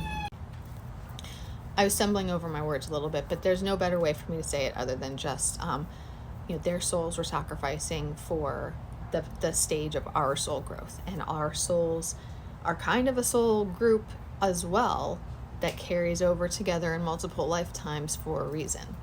When I did the healing on our karmic partner recently, as instructed by Spirit, I was also, hold that thought. Sorry, I keep getting interrupted. So when I did that healing for our karmic recently, like I had said in a previous video, her 5D and her 4D higher selves, joined me in meditation, and her 5D and I had like a 20-minute conversation, and in it, like, she said how she had sacrificed in order for us to go through what we were meant to go through for our twin flame journey process, but that the karmic contract basically had been completed, and we had reached the end of all of the lessons and all of the experiences that we were supposed to go through together, and it was now time for us to dissolve that contract because it was no longer necessary anymore. And by doing that, we were also freeing up her soul to now be able to move to a higher timeline, more suited for her being of the light and for her highest best, for her to find her way back towards the light again and no longer align herself with the dark. And so her higher self and I, went through that process of kind of acknowledging that, discussing it, and healing it, and setting her on a better path. And it was a really beautiful experience, actually. I was actually really surprised because I did not expect to have that long conversation with her in the meditation. That's part of how I know it was authentic, and how I know it wasn't just, my brain creating stuff, because I wouldn't have done that or said any of those things or whatever. It was authentic of our higher selves having a conversation together, and my consciousness was simply able to observe it. And it was really, like I said, it was really beautiful and amazing. I cried, and she and we hugged. And towards the end, there was an acknowledgement of forgiving each other for, the roles that we had to play and the ways that it affected each other in the 3D. And there was also so when I was doing all the healing and healing the cords and whatnot, there was still these threads of cords connecting. And Jesus showed me that that's because, we are learning to embrace unconditional love. So there will still be care and concern there, and there will still be those cords of unconditional love and forgiveness there, even though she's ready to move on and we were ready to dissolve that karmic contract. So that was really interesting and amazing, and it's very enlightening when you look at that perspective of karmic partners and the roles that they are playing. I can literally sit now with twin flame journeys and analyze all of this from those different perspectives, from the 3D perspective, from the 4D perspective, and from the 5D perspective. Because from the 3D perspective, it's just what we're experiencing, and we can't help having this contempt for these individuals who are doing these horrible things to us. From the 4D perspective, we understand that the spiritual warfare is happening. It's the good versus the evil. And it's, dealing with that and addressing it and putting us through our soul growth processes that are necessary. And from the 5D perspective, we understand that even the spiritual warfare is orchestrated and planned into our journeys for a reason, for what is necessary for us. So there's really so many different layers of understanding this, and it's very complex, and it is hard for a lot of people to understand and grasp, because it requires being able to step back into neutrality, and it requires being able to see both perspectives and understand both perspectives and find that balance within yourself to accept them also. So it's very interesting to analyze, and I highly encourage all of you to really kind of step back and look at your own situations in those ways, because it's very enlightening. Okay, so I kind of went off on that tangent about karmic partners, but I remembered that I was talking about how our souls choose to spend time being evil, and yeah, and that doesn't have to be as a karmic, although saying that, it does beg the question, have we been karmics in past lives, deep in our soul growth history? It's very possible, and twin flames are here in their second ascension cycle, because twin flames go through a first ascension cycle and ascend, and that's when the soul splits and becomes two and comes back for a second ascension cycle to help humanity. So it is very possible that during our first ascension cycle, before we split, that we spent time as a karmic for someone else on their own twin flame journey. Because not everybody is twin flames, of course. So yeah, very interesting to analyze. But anyway, so yes, we do, shockingly enough, spend periods of time being bad sometimes. And that can be anywhere. It can be on Earth also.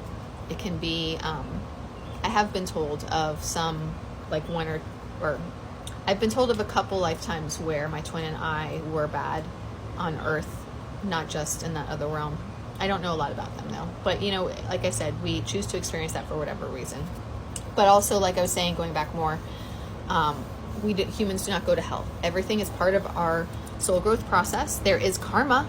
You do have to take accountability for your actions and your choices, so it will come back to you if you do bad things, and those will be lessons that you have to work through. In fact, a lot of the spiritual warfare I had to work through was because of karma that we created in our past lives by doing bad things, or it could have been, some of it was from doing bad things, and some of it was created by the whole situation with the karmic partner and the black magic that she was doing. So there were things like trying to find us and hurt us that were just kind of like left out there in the astral realm, and that had to be dealt with. But anyway, but yes, humans just reincarnate over and over. They don't go to hell. There are different hell worlds that humans do not go to as punishment, that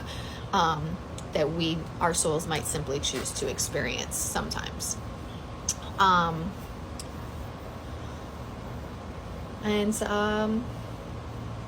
guess that's it on that right now.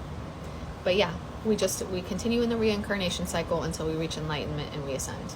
And if we choose to become twin flames and come back to Earth, then we do to another ascension cycle, another 26,000 year ascension cycle. Now, I do have to talk to Jesus about, does everybody become twin flames eventually? I don't know. And ultimately, your path will eventually lead you to becoming an ascended master as well yourself after many lifetimes and experiences. So anyway, getting back to ascension here on Earth, it has been discussed by a lot of truthers such as Ismail that aging will stop and lifetimes will get longer. That is true, but it's not something that's going to happen overnight. Like I said earlier, there's no instant ascension process. It is something that will gradually change over time. I do know that even within our own current lifetimes, that's something that will change, and our lifetimes will lengthen and aging will slow down and possibly even reverse to some extent. But I don't have the exact specifics on when that will all occur. There's also a lot that I've been told that it's just not appropriate for me to talk about yet, because it would be too much information for most people. But it is going to be a gradual process of these changes, with the reason why lifetimes will become extended, and the reason why eventually and the reason why aging will slow down and we will live longer is because we are slowly becoming crystalline through the ascension process. So that's why it'll take decades. Like I said earlier, we're all most people are around 10%. And it's a slow process over decades of becoming more crystalline. The solar flash event is going to accelerate it and cause a significant jump. I believe it's going to cause like around a 50% jump in how crystalline we are. But, you know, it depends on where we're at right before that happens to where we'll be right after. And it will, after that, it will continue to be a slow, gradual process over decades. There are some who are stating that eventually humans will become immortal as we get through the ascension process. That's a long time from now, like decades, like at the end or past this millennia. Okay, or though, no, not millennia, the 100 years. I can't think of the right words, but like we're in 2020, like it's gonna be like closer to like 2100-ish. Okay. So let's see here. What else should we talk about? The days will come where we can start seeing spirits with our eyes. It's not going to be that soon. Whether it's elementals, whether it's galactic beings, the days will come when we are more ascended, when we are more crystalline, when we are able to, you know, only be in 5D or 6D even, and not be in 3D anymore. It's many decades from now, okay? Well, several decades from now. So remember how I was saying earlier that there is 3 Armageddons and we're in the first Armageddon. The timelines in terms of being able to see the spirits are kind of matched up with the different Armageddons, and that is likely due to, you know, the light probably wants to remove the evil ones before they're like, here, you can see them now, because that might freak people out a little bit, right? You know, you start seeing demons walking down the street. So that it's very possible that that is part of the reason for the timing on all of that.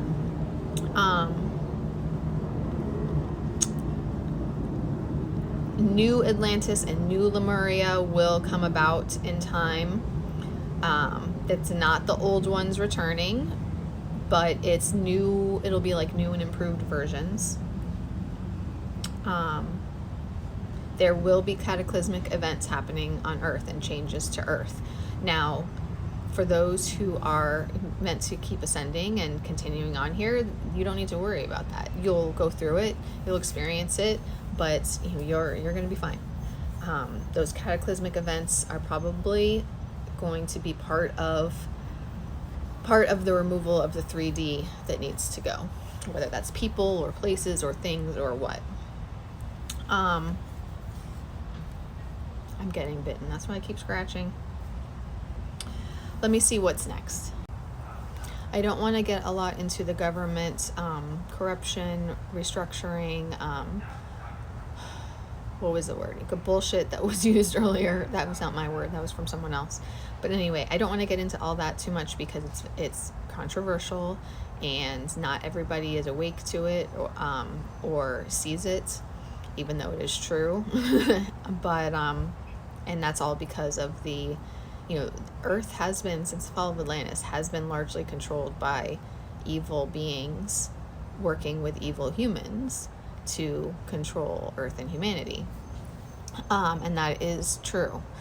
But, and this is the process, everything that we're going through in this decade is the process of undoing all of that and removing those beings and people and whatnot, which is not already done.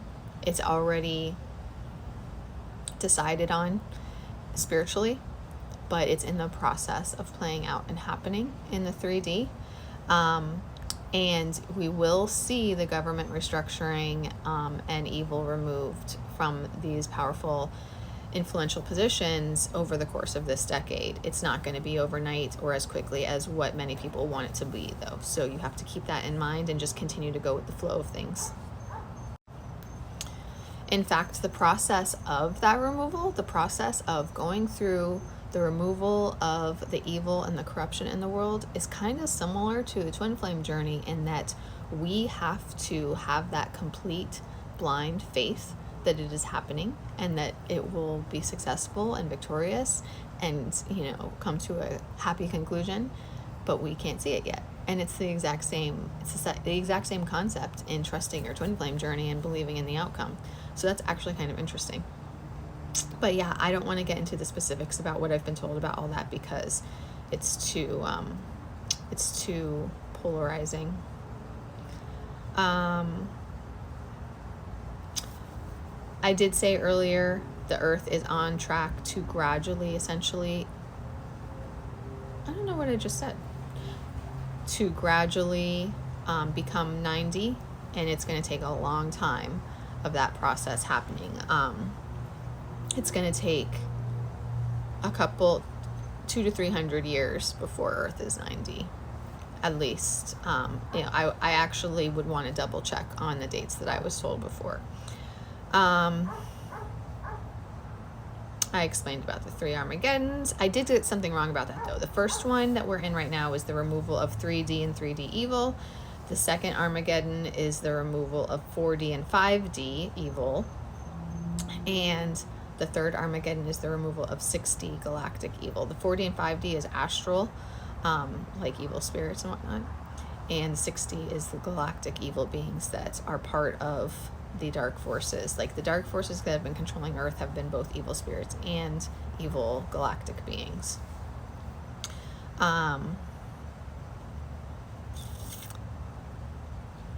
Okay, so that's everything from this.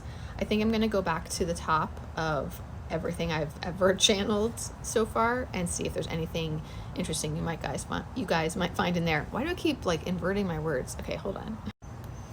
Okay, I've gone back to the top to look at information that I've channeled in the past to see what might still be of interest that I can tell you guys now that isn't, something that you can handle or maybe important information to start discussing. And so I'm going to start with Jesus. One of the very first conversations I had with him it came about because I had a realization of that his life may not have been exactly what we were told.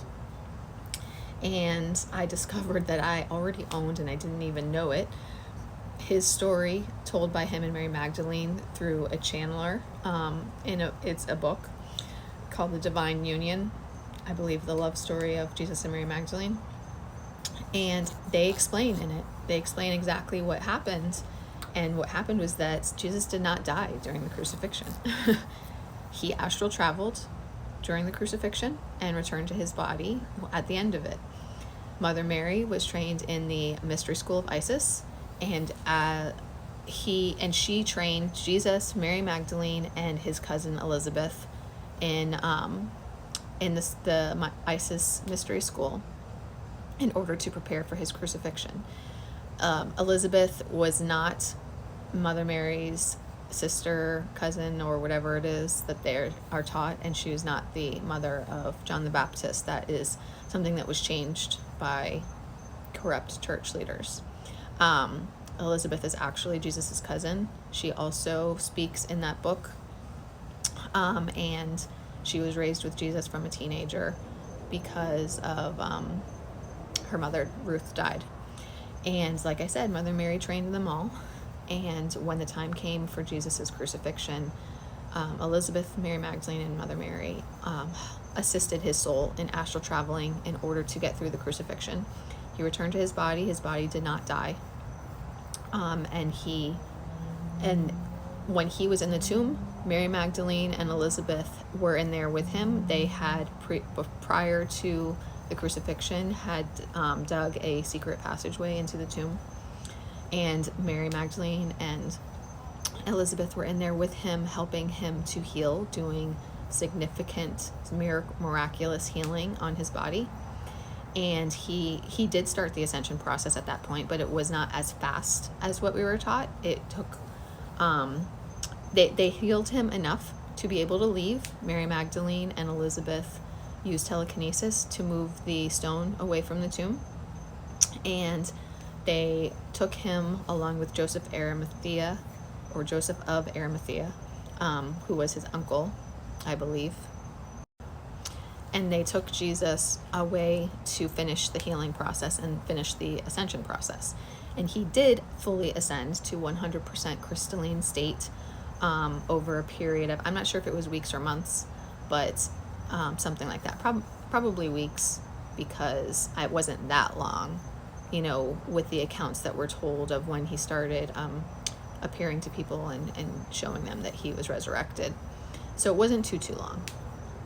And all of this is detailed in this book. And I actually also found another channeled video that discusses some of this as well, though the channeled video didn't go into as much of the details of the crucifixion and resurrection as much as it did discuss the life after, because after that, Jesus was still alive, and he and Mary Magdalene married, and they traveled around Europe and had 3 children. and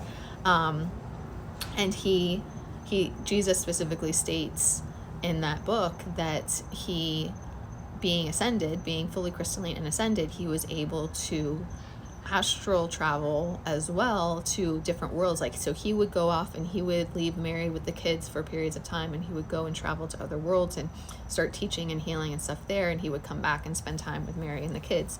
And eventually he chose to leave Earth and he chose to die. He was 86 when he died. And that's the life that they had together. And they, did a lot of spiritual work and teaching on Earth after his crucifixion and resurrection, and he was still alive. And he was ascended.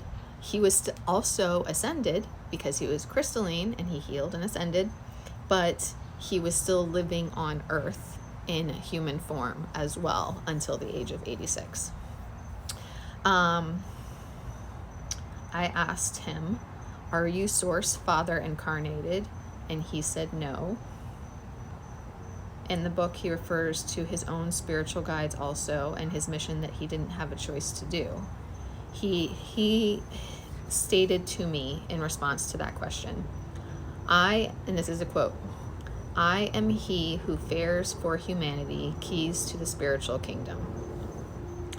I asked how he would describe his connection to God or Father or Source, and he stated, "Evidenced by a relative to divine," with Jesus being the relative. I said, "Are you a higher spiritual being incarnated?" Yes. Who? God, as in the creator? Yes, the creator of everything, Earth, the dimensions, and everything. Yes. The one true God, not all of these lesser human gods. Is he the only ascended master that is God incarnated? And I asked that in multiple different ways as well. Yes. And that is why he is very, very significant, and he is the Messiah, even though it didn't go exactly as what we were taught.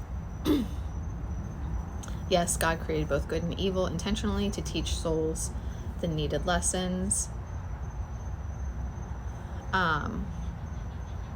But the evil beings chose to be evil. Wait, there's something that hold on, I have to find it. I swear that I have another phrase that he gave me, because what I read there was a little bit hard to explain. He stated that he is not God, creator, source, but he is incarnated directly from God, creator, source, and he described it as being a relative to God, Father, Source. And when I asked if he's a higher spiritual being incarnated, he said yes, God. So yes, because he is not God himself. This is where you get into that distinction of Father, Son, Holy Spirit. Like, it's stated that way because it's the easiest way to understand it, but that's not exactly accurate. Does that make sense? Hopefully. Okay, let me keep scrolling. Okay, so here's another series of questions that I went through with him on a different day. It came about because I had asked him a question about myself, if there was a delay on something for some reason, and he said yes, and I asked who caused the delay, and I was expecting like a person in my world, and he said God did, and I was like, God? Like God, God caused the delay because of divine timing and divine alignment, basically. So that led to this other conversation, and this is how that went. Do I know God by any other name? No. Is God a galactic being that I've heard talked about? No. Is God just like Father? Is that the closest description to him, like from Christianity? Yes. If I asked if God created everything and started listing examples, yes, he did. I asked if something created God. No. I asked if there's anything more powerful than God. No. This was when I was still asking more yes and no questions, and I wasn't so much having the conversing as much because I wasn't practiced enough yet, because this was back in like the spring. I asked what dimension God exists in, and I got a 0. And then I said, okay, so is God in the void? And I got a yes. And I know that the void is in the 13th dimension above the 12th dimension, although it's not actually the 13th, but like you can think of it that way. It's the one above the 12th. Okay, so hold on. I actually explained that here. I wrote down that I got confused about the dimensions when I got the 0 and the void, and Jesus explains that the void is a dimension. The one below the void is the 12th, which is where Jesus resides, as well as the other 12 ascended masters, or the other 11 ascended masters in the Great White Brotherhood. The void is the top of the dimensions, and there is nothing above it. All spiritual beings have a form. So Jesus has a form.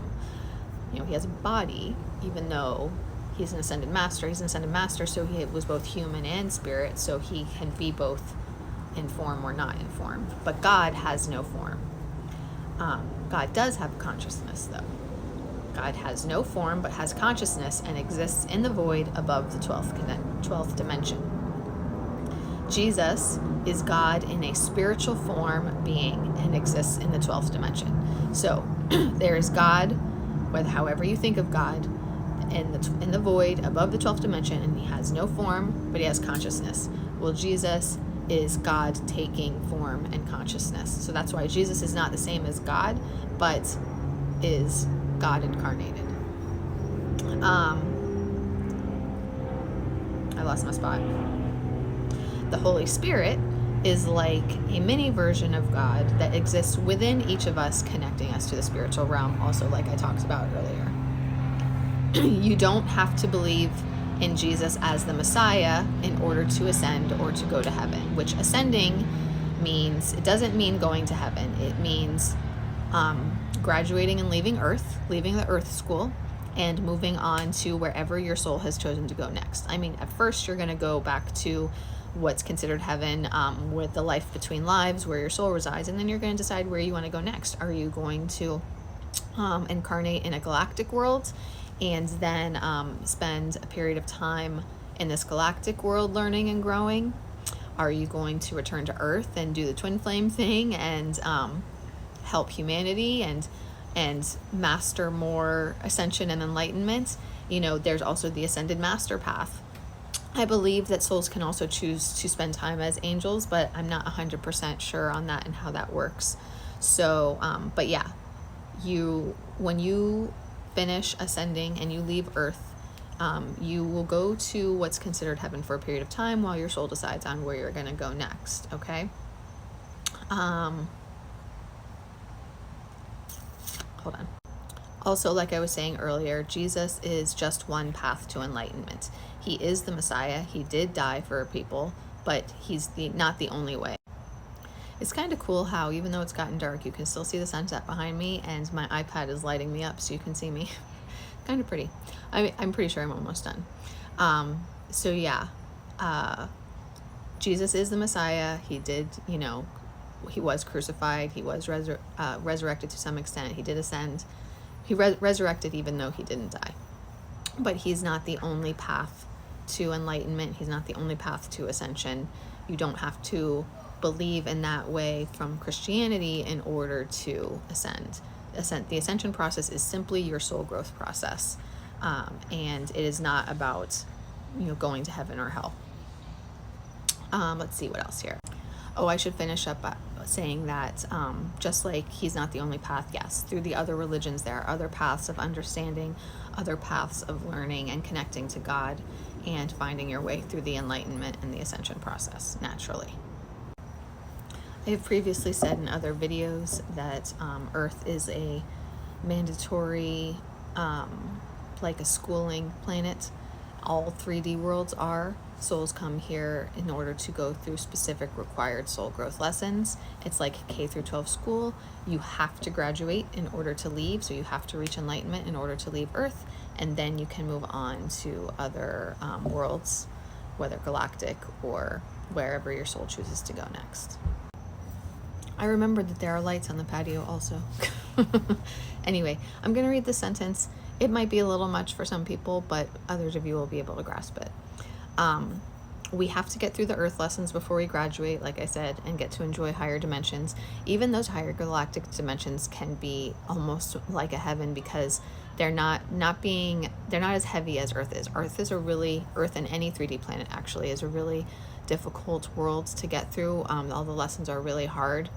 The higher galactic dimensions are much easier, much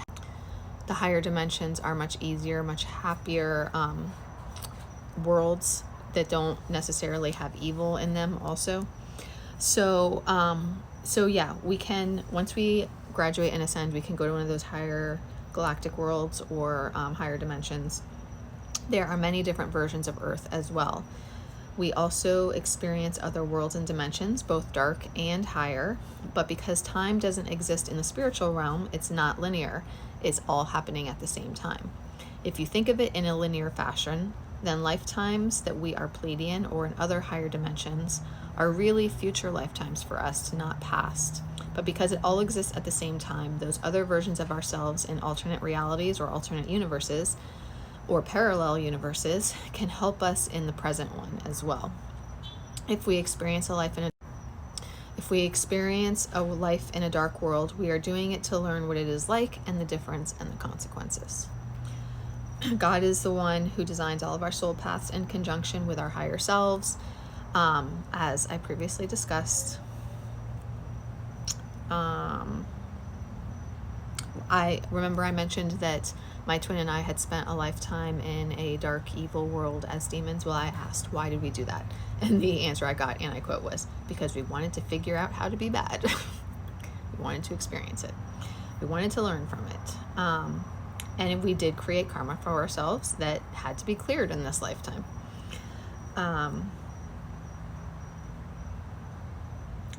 Spirit and God has directed and orchestrated the different versions of ourselves through all the different lifetimes and all the different worlds, aligning, orchestrating, and fixing stuff so that everything happens how it needs to in the ascension lifetimes.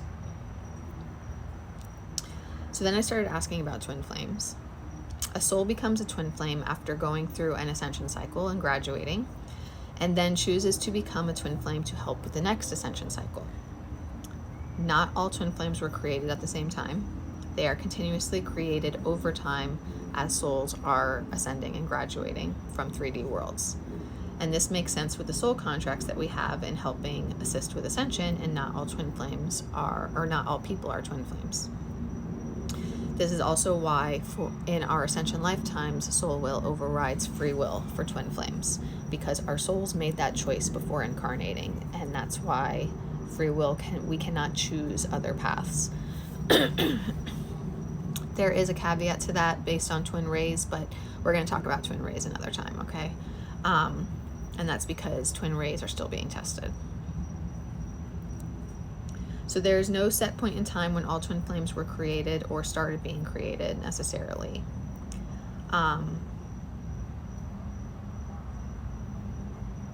There were twin flames starting to be created in Lemuria for sure, but I don't know all of the time periods to go back to ask far enough. There were definitely twin flames in Atlantis, and there was a huge separation that occurred with Atlantis and the fall of Atlantis as well. So that created a huge separation wound for many twin flames. Jesus and Mary were the first twin flames to incarnate again after Atlantis and start leading the world in the right direction of ascension.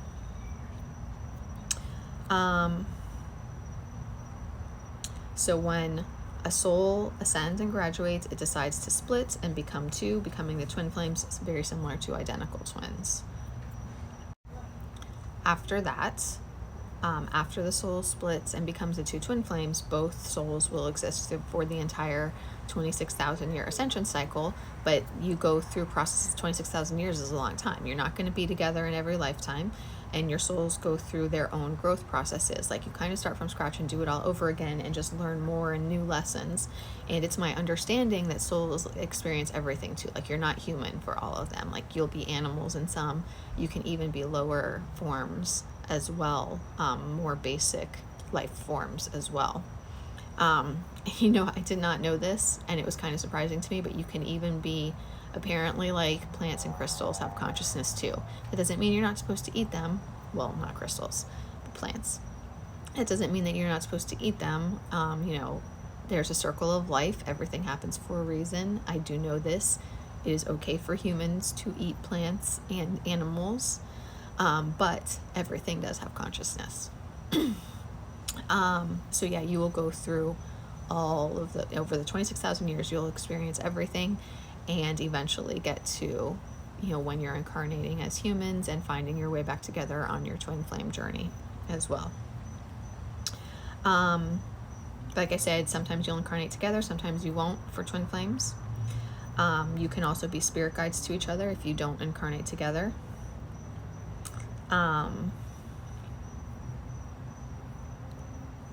After you get through your second ascension cycle as twin flames, then you get to choose more of, do you want to do it again, or do you want to move on to higher dimensions?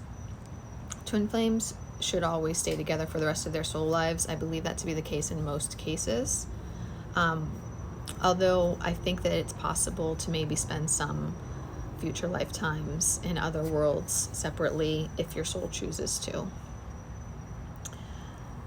If you choose to stay on Earth and do another ascension cycle, though, you will split again, and what was a twin flame will become a quadruplet.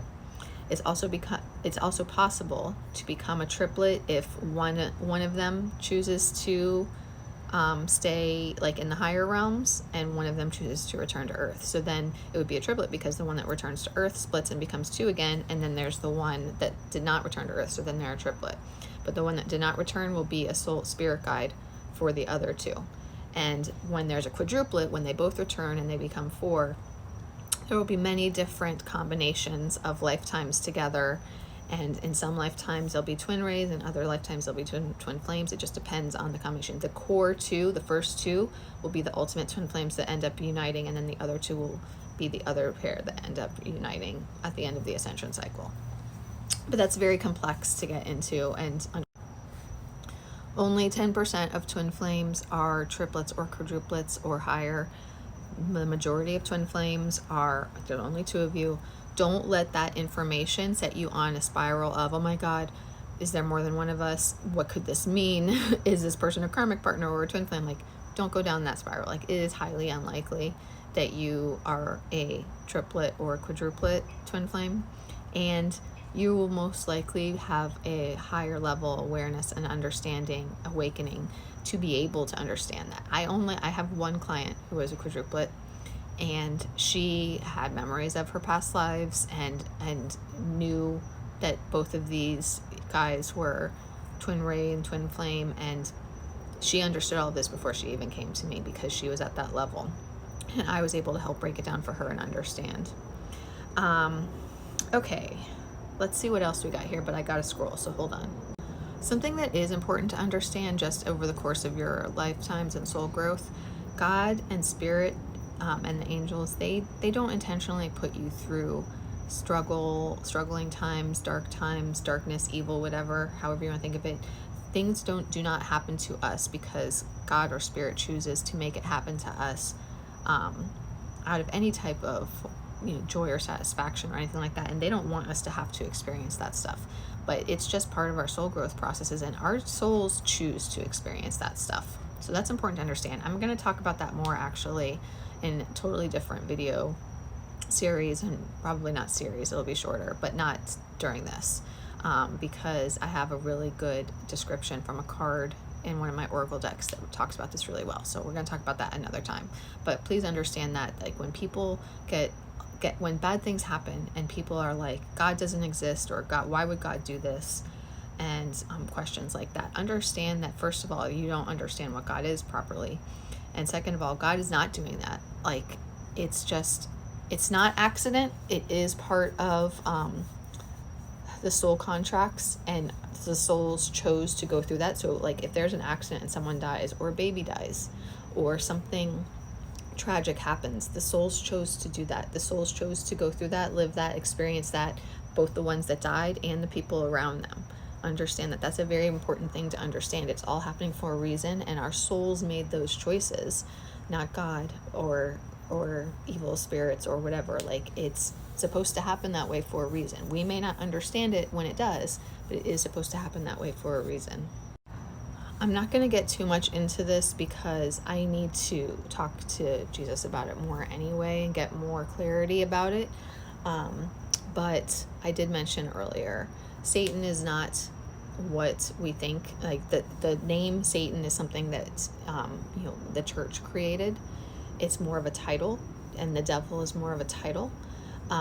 It's possible that Lucifer was the first actual, I believe Lucifer, this is totally intuitive and I have to confirm it, but I believe Lucifer was the first Satan and devil. But Lucifer was, and this is from Jesus, Lucifer was cast off this planet in 1494 AD, or Common Era. And there is a different, head demon in charge. Also, like, they're not like, it's not like a devil like what you think of it, how it's described. It's just like the most powerful demon, and the demon that's in charge of the other demons, because there is a demon hierarchy. And so there's a different demon that has been in charge since then, and he lives under the Vatican, actually. And that kind of tells you a lot.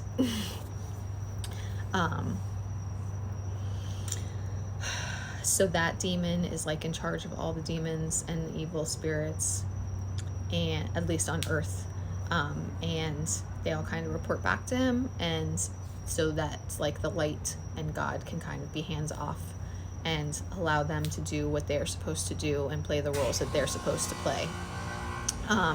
But all of that is part of the divine orchestration and soul contracts and everything also, okay? And then beyond Earth, so that's just on Earth. Beyond Earth, there's evil entities and evil galactic beings and that exist off Earth and from other places too, and they have their own hierarchy and structures and worlds and all of that stuff. So that's, I don't know the details about all that, but they can come here, they can interact with humans, they can interact with the astral evil spirits here. That's a whole nother like layer of things that I have to learn a lot more about, but just understand that that's how it works, okay?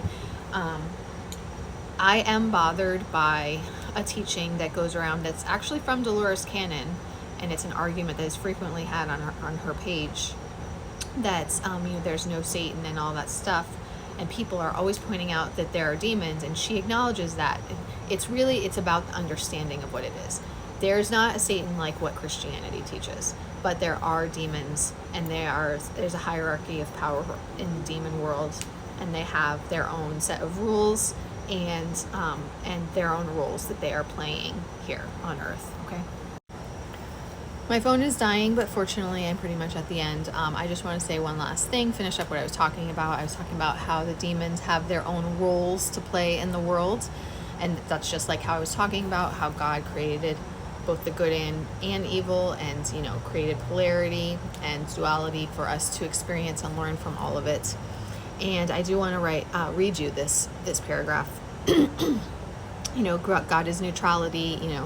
Jesus is the light, the Holy Spirit is the light, God is neutrality, creating everything, and kind of stepping back and allowing it all to unfold. Well, somewhat stepping back. He does play a role in designing our lifetimes and our soul contracts and soul paths for our learning. And so he does make sure that we learn the lessons that we need to, so that we can step into our power and learn what is necessary for our soul growth. But the light is generally meant to win most of the time.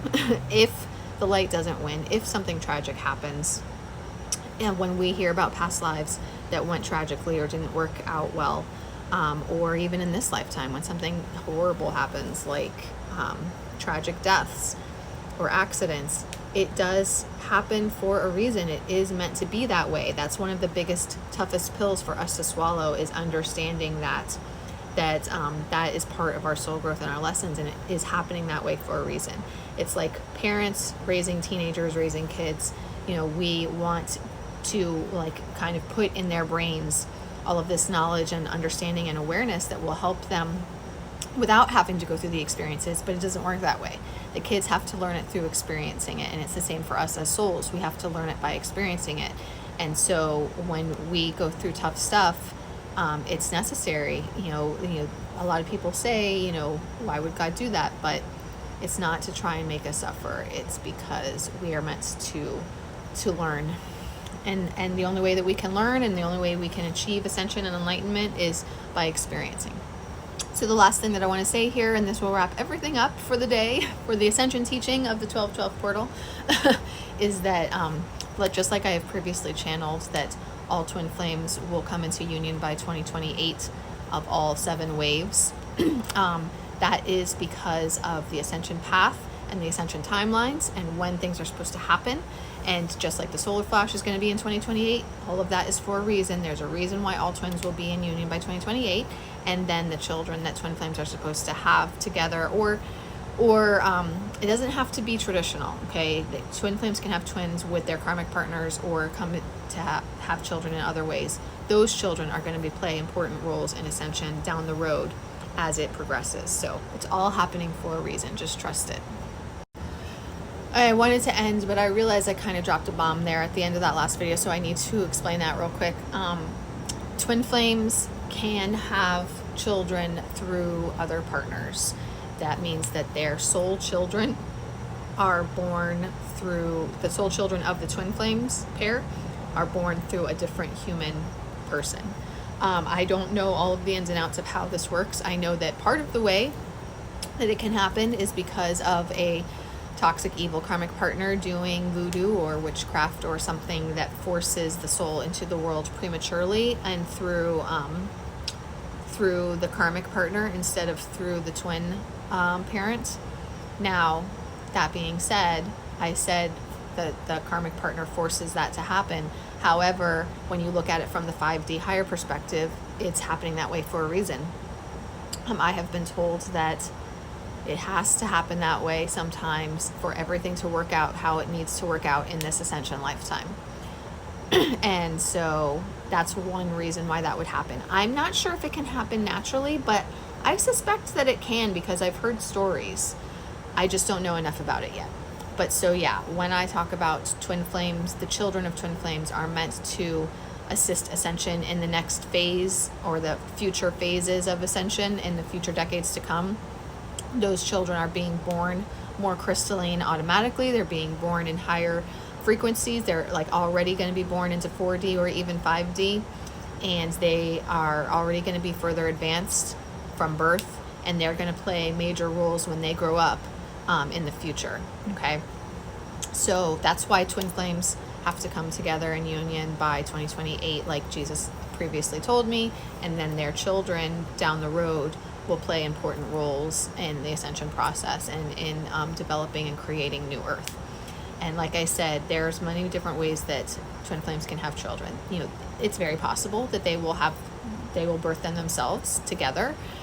Even if you're older, even if you're in your 40s or 50s, you can still have children with your twin flame. Spirit will orchestrate it if it's meant to happen. It doesn't matter what you, hate to say it, but it doesn't matter what you guys want. It doesn't matter if you feel like I'm too old or you don't want to, whatever. If you are meant to have those children and they are meant to come into the world to assist with ascension, you're going to have them. And that's just how it is. And it doesn't matter if your tubes are tied or if you've had a vasectomy or if you're a lot older and you don't think you can. Trust me, it will happen. You can also have them through like other children, through other karmic partners, and through adoption, or other, like they can come to you in those ways also, even though it's non-traditional. So yeah, sorry to let you know for some of you.